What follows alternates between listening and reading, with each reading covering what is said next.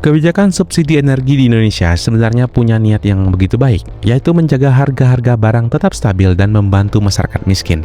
Namun ketika harga minyak dunia naik turun dan pemerintah tidak ikut mengubah harga BBM di dalam negeri, maka muncullah masalah yang besar. Perbedaan harga yang terlampau jauh antara BBM subsidi dan non-subsidi akhirnya memicu bisnis gelap yang rapi. Kasus ini bukan lagi cuma soal orang biasa yang ikut-ikutan antre demi untung recehan, melainkan sudah menjadi kejahatan terorganisasi. Di dalamnya ada keterlibatan sindikat berbagai aktor, manipulasi teknologi, kong kali kong dengan oknum aparat, hingga penyelundupan ke luar negeri. Dan hal inilah yang membuat antre BBM hari ini telah mengular panjang dan menjadi masalah yang tampaknya tidak akan pernah terpecahkan. Dan bersama Naskatify dalam video kali ini, mari kita membahas semuanya. Yang dibahas adalah terkait dengan harga BBM khusus untuk nelayan.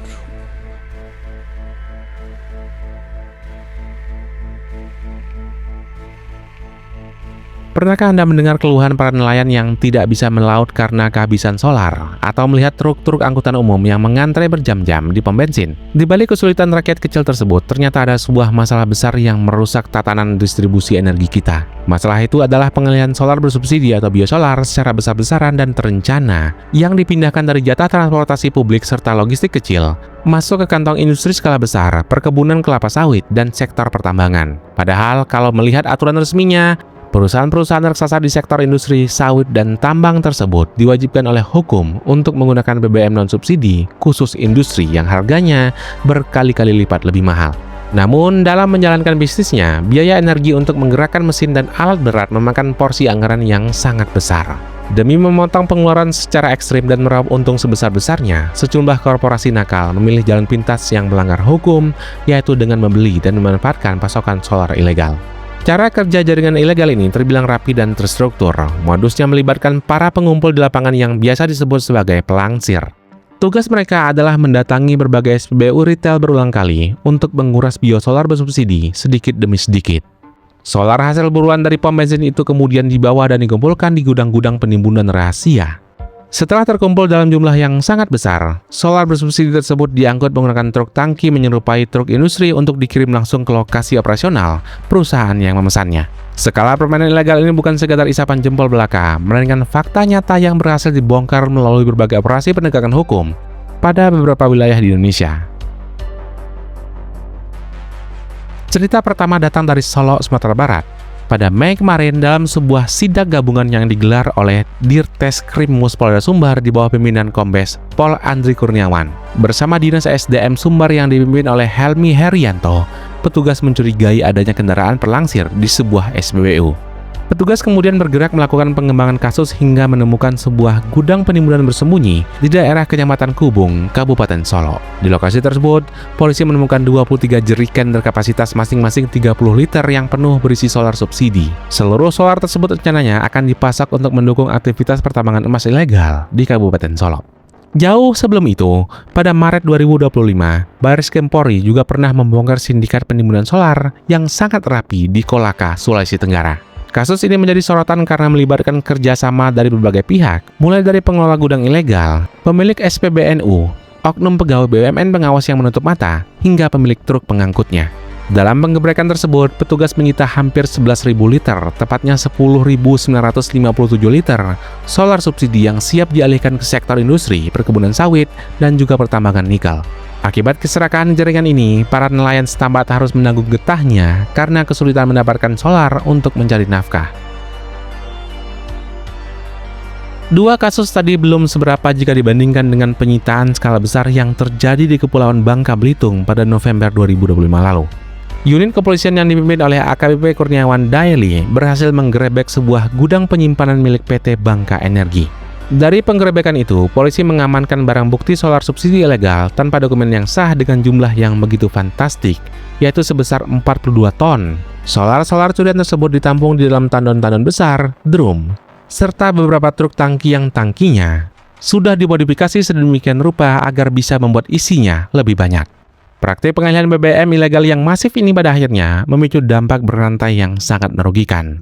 Tindakan egois ini secara langsung merampas hak energi kelompok masyarakat yang paling rentan dan membutuhkan bantuan, seperti para nelayan tradisional dan pengemudi angkutan umum yang hidupnya bergantung pada bahan bakar murah itu.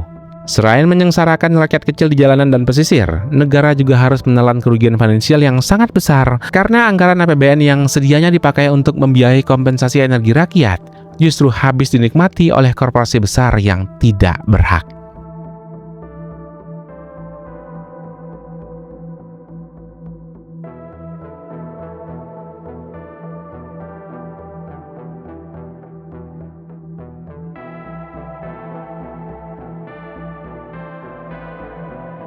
Saat ini sistem pengawasan Pertamina sudah sangat ketat karena setiap pembeli wajib mendaftarkan kendaraannya dan memindai kode batang atau QR Code lewat aplikasi digital. Ternyata, demi mengakali sistem digital tersebut, para sindikat ini memutar otak dengan dua cara licik, dengan merombak fisik mobil mereka dan juga memalsukan identitas digital saat bertransaksi. Cara pertama yang paling sering digunakan adalah trik tersembunyi yang biasa disebut di lapangan dengan modus mobil helikopter. Para pelaku biasanya menggunakan kendaraan niaga yang umum terlihat di jalanan, seperti truk yang berukuran sedang atau mobil minibus, namun jangan terkecoh dengan penampilan luarnya. Di dalam mobil tersebut, tangki bahan bakar asli bawaan pabrik sudah dirombak total dan dihubungkan secara rahasia dengan selang penyalur serta pompa listrik otomatis. Selang ini tersambung langsung ke wadah penampung raksasa di bagian belakang mobil, seperti tandon air yang berkapasitas 1000 liter atau drum-drum besar yang sengaja ditutupi terpal agar tidak mencurigakan. Dengan modifikasi rahasia ini, mobil-mobil tersebut bisa menyedot bensin bersubsidi dari pompa SPBU dalam jumlah yang sangat fantastik, jauh melampaui kapasitas normal mobil biasa. Memodifikasi mobil saja tidak akan cukup jika sistem komputer SPBU langsung mengunci transaksi ketika kuota harian kendaraan tersebut sudah habis. Disinilah cara licik kedua itu bermain, yaitu dengan memalsukan identitas transaksi digital agar mereka bisa mengisi bensin berulang-ulang kali tanpa ada batasnya. Berdasarkan berbagai operasi penindakan hukum baru-baru ini, modus manipulasi digital ini akhirnya terbongkar satu persatu dengan cerita yang cukup mencengangkan. Kisah pertama terjadi di Jepara, Jawa Tengah pada Mei lalu. Saat itu, pihak BPH Migas bersama Komisi 12 DPR RI yang diwakili oleh Jamaluddin Malik dengan dukungan penuh dari Kapolres Jepara AKBP Hadi Kristanto sukses membongkar praktik truk modifikasi di sebuah SPBU. Yang membuat petugas terkejut adalah isi di dalam truk tersebut. Supir truk kedapatan membawa 16 buah QR Code My Pertamina yang berbeda-beda, lengkap dengan 18 pasang plat nomor polisi palsu. Modusnya pun terbilang sangat nekat. Setiap kali selesai mengisi bensin, sang sopir akan menepi sejenak untuk mengganti plat nomor mobilnya dan memakai QR Code milik orang lain. Dengan menggonta-ganti identitas seperti itu, mesin komputer SPBU membaca aktivitas mereka sebagai transaksi yang normal dari belasan kendaraan yang berbeda. Hingga akhirnya mereka berhasil menguras solar subsidi sebanyak 1000 liter ke dalam tangki raksasanya. Penyalahgunaan identitas digital ini ternyata bukan cuma terjadi di satu tempat, melainkan sudah dalam skala yang sangat masif. Buktinya, pada bulan ini, pihak PT Pertamina Niaga terpaksa mengambil tindakan darurat dengan memblokir lebih dari 800 barcode di wilayah Kepulauan Bangka Belitung. Tindakan tegas ini diambil setelah sistem mendeteksi adanya ratusan penggunaan plat nomor palsu yang dipakai oleh sindikat pelangsir solar untuk mengelabuhi petugas di berbagai SPBU setempat. Ketegasan Pertamina tidak berhenti di situ saja. Pada Juni lalu, giliran wilayah Sumbar yang diobok-obok. Setelah melakukan audit mendalam terhadap data transaksi digital dan mencocokkannya langsung dengan rekaman kamera pengawas, Pertamina resmi menjatuhkan sanksi ADM dan juga pembinaan kepada 25 SPBU nakal di daerah tersebut. Pom-pom bensin ini terbukti melakukan pelanggaran berat, mulai dari membiarkan pengisian BBM bersubsidi secara berulang-ulang pada kendaraan yang sama, adanya kerjasama manipulasi transaksi oleh oknum operator pompa, hingga menyalurkan bensin murah tersebut ke pihak-pihak industri yang sebenarnya tidak berhak mendapatkannya.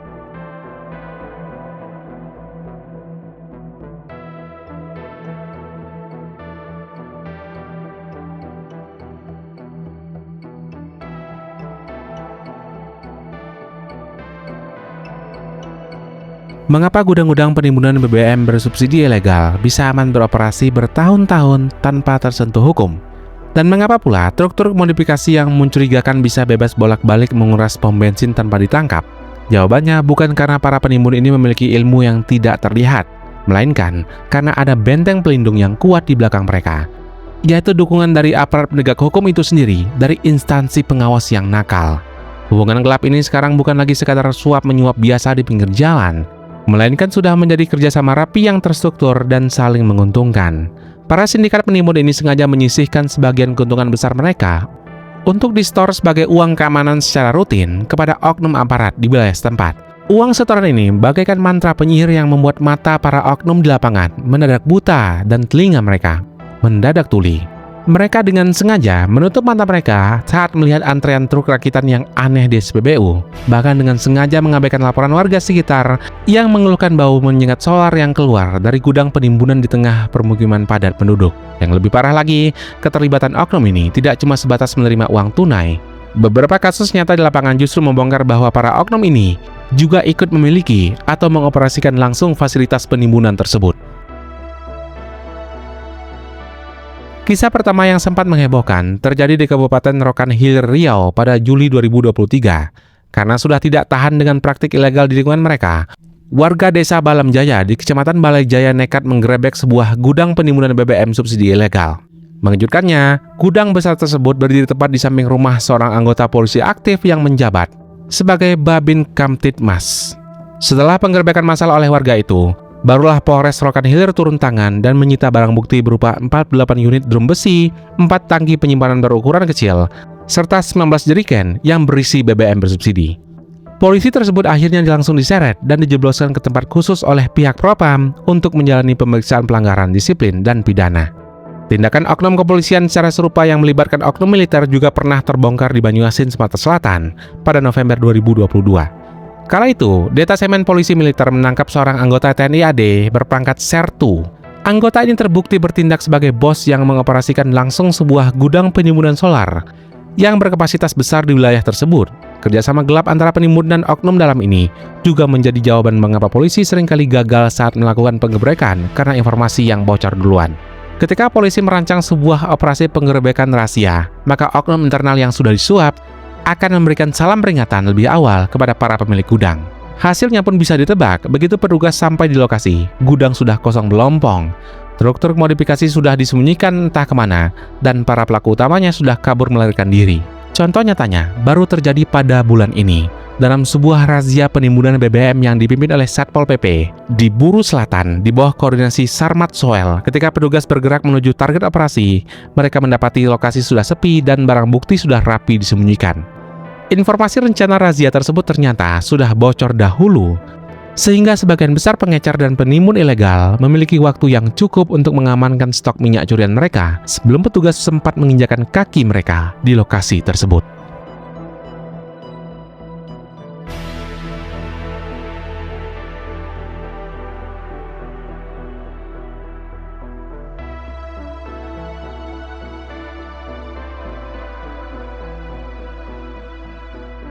Indonesia adalah negara kepulauan yang sangat luas dengan garis pantai yang panjang dan wilayah daratan yang berbatasan langsung dengan negara tetangga. Sayangnya, keindahan geografis ini justru dimanfaatkan oleh jaringan mafia untuk menjalankan bisnis haram mereka, yaitu menyelundupkan BBM bersubsidi keluar dari wilayah Indonesia. Mengapa mereka bisa senekat itu? Jawabannya sederhana. Karena perbedaan harga bensin dan solar di Indonesia dengan negara tetangga sangatlah jauh. Di luar negeri, mereka bisa menjual bensin subsidi kita dengan harga berkali-kali lipat lebih mahal. Di wilayah perairan, seperti di Selat Malaka dan kawasan laut yang membatasi Indonesia, Singapura, serta Malaysia, para mafia ini menggunakan trik yang cukup licik. Mereka mengubah fungsi kapal-kapal kayu yang biasa digunakan oleh nelayan tradisional. Di dalam lambung kapal tersebut, mereka memasang tangki-tangki baja rahasia yang berukuran besar dan menyulapnya menjadi kapal tanker ilegal. Kapal-kapal ini kemudian mendatangi pangkalan nelayan atau pom bensin terapung di tengah laut untuk menyedot biosolar bersubsidi sampai penuh. Setelah tangki rahasianya terisi, mereka berlayar melewati batas laut negara kita dan menjual solar murah tersebut ke pasar gelap internasional demi meraup untung yang melimpah. Bukan hanya di laut, penyelundupan di jalur darat juga terjadi secara rapi dan terorganisasi melalui jalur tikus atau jalan-jalan setapak yang tidak resmi di perbatasan. Sebagai contoh nyatanya, di perbatasan darat antara Indonesia dan Timor Leste, tepatnya di Kabupaten Belu, Nusa Tenggara Timur, pihak kepolisian dari Polres Belu bersama tim Satreskrim sempat menggagalkan aksi penyelundupan biosolar bersubsidi sebanyak 595 liter. Ratusan liter solar tersebut diangkut menggunakan truk melalui jalur Hai Kesak oleh seorang pelaku. Setelah diselidiki lebih dalam, aksinya ternyata disokong oleh jaringan yang lebih terstruktur. Mereka bahkan bekerja sama dengan oknum pengelola SPBU di dalam negeri agar mobil mereka bisa mengisi bensin berkali-kali tanpa dicurigai sebelum akhirnya solar tersebut dikumpulkan dan dibawa kabur menembus batas negara. Jika kita melihat perbandingan harga bahan bakar di sekitar kawasan Asia Tenggara, kita akan langsung paham mengapa para penyelundup ini begitu tergiur untuk berbisnis di pasar gelap itu. Di Indonesia, pemerintah menjual biosolar bersubsidi hanya seharga Rp6.800 per liternya, Pertalite seharga Rp10.000 per liternya.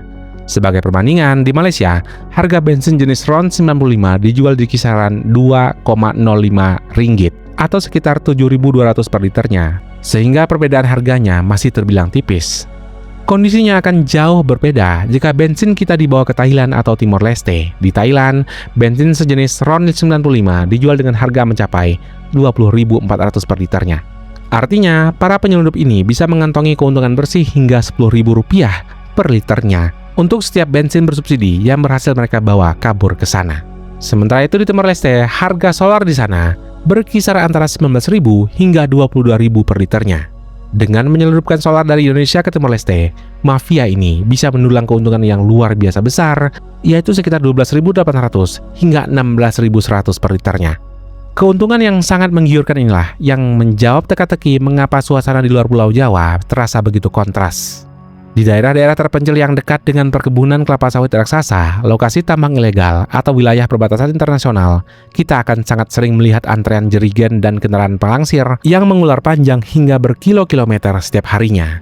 Pemandangan miris ini terjadi karena pasokan energi murah yang disiapkan negara untuk membantu masyarakat kecil justru dirampas dan dialihkan oleh para mafia ke pasar gelap di luar negeri.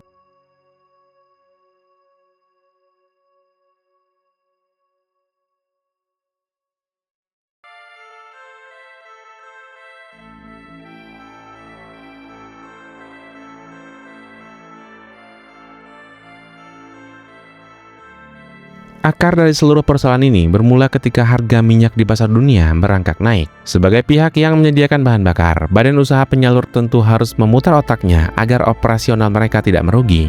Sehingga mereka menyesuaikan harga bahan bakar non-subsidi mengikuti tren pasar global. Namun di waktu yang sama, pemerintah memegang peran penting lainnya, yaitu melindungi daya beli masyarakat luas dan menahan agar harga barang-barang pokok tidak melonjak akibat inflasi. Oleh karena itu, pemerintah memilih untuk menahan dan menjaga harga bahan bakar bersubsidi agar tetap sangat rendah dan terjangkau. Langkah ini pun menciptakan sebuah jurang pemisah harga yang sangat mencolok antara jenis bahan bakar bersubsidi dan non-subsidi.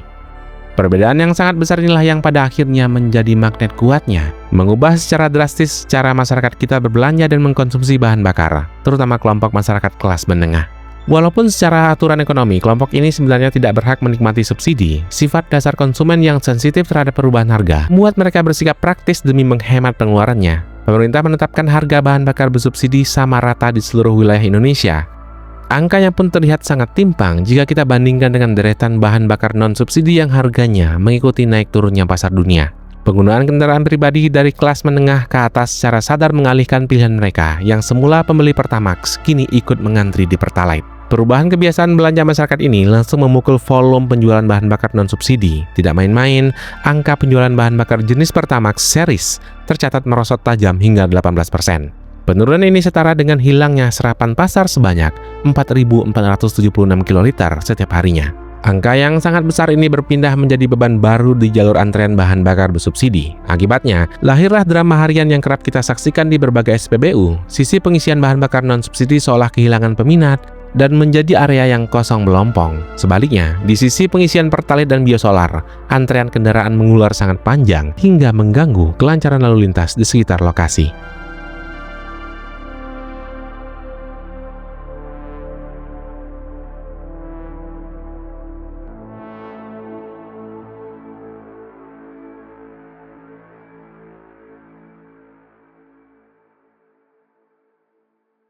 BBM bersubsidi seperti Pertalite tidak bisa diproduksi sesuka hati. Jumlahnya dibatasi menggunakan skema jatah atau kuota tahunan yang ditentukan oleh Badan Pengatur Hilir Minyak dan Gas Bumi bersama DPR, yang ongkosnya dibayar langsung memakai uang negara dari anggaran APBN.